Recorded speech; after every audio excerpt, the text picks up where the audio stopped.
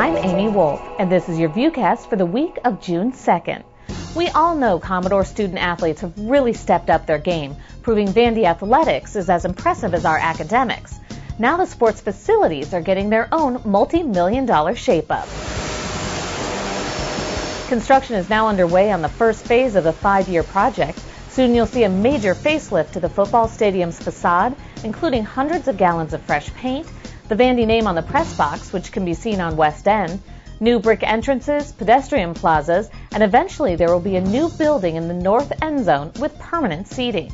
They've gone about it, I think, in the perfect way.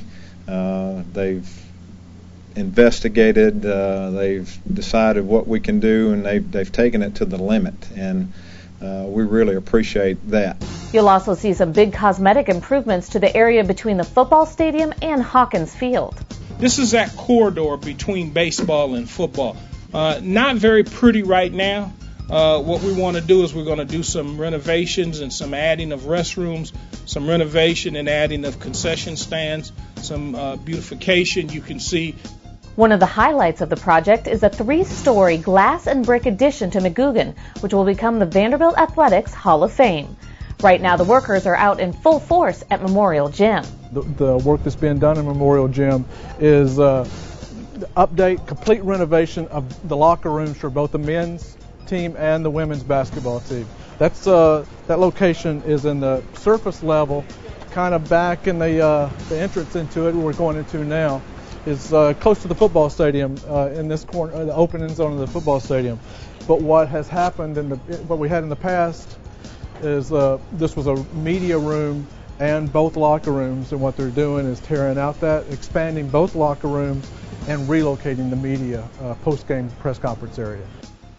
Everything is about recruiting, and to be able to attract the student athletes that we have figured out that can go to Vanderbilt, that we want to get here, we needed the next level. To get to the next level, we needed the next level in facilities. We're excited as coaches because the people above us are giving us reasons to be excited, and the reasons that we get excited is just our opportunities to be successful.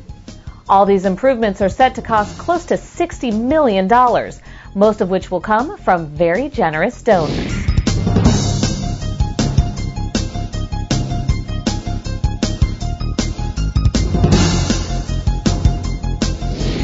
Vanderbilt is breathing new life into the words of some of the most prominent members of the civil rights movement. VUCast Francine Lewis is here with our Internet Hotspot. Thanks, Amy. For the first time, anyone with access to the Internet can hear interviews with prominent civil rights activists like Dr. Martin Luther King Jr., Malcolm X, and the Reverend James Lawson. The interviews were conducted by Robert Penn Warren for his 1964 book, Who Speaks for the Negro? Do you see your father's role and your own role as historical phases of the same process? Yes, I do. I think my father and I have worked together a great deal in the last few years trying to grapple with the same problem. Mona Frederick, who is executive director of Vanderbilt's Robert Penn Warren Center for the Humanities, put the project into motion to digitize these historic conversations. The digitized interviews and transcripts can be found at whospeaks.library.vanderbilt.edu. I'm Francine Lewis. Just a note to help you out, you do not need to put www at the front of that web address. The class of 2008 may be well on their way to their bright futures, but here at VUCast we're waxing nostalgic and wanted to take a few last looks through our commencement scrapbook. I'm so proud, and it just seems like yesterday we moved her into the freshman dorm, and it's been fast but great.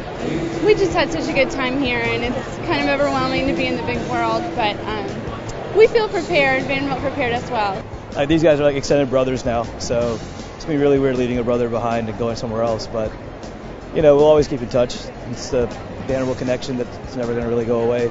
Well, we actually all have jobs. That's one of the great things about our program is accounting is we're in high need of new people, and so we're pretty much all walking out with job offers in our pockets. You can watch stories on Senior Day speaker Bob Geldof, commencement, and watch Chancellor Zeppo's speech on vanderbilt.edu/commencement. That's all for this VUCast. I'm Amy Wolf.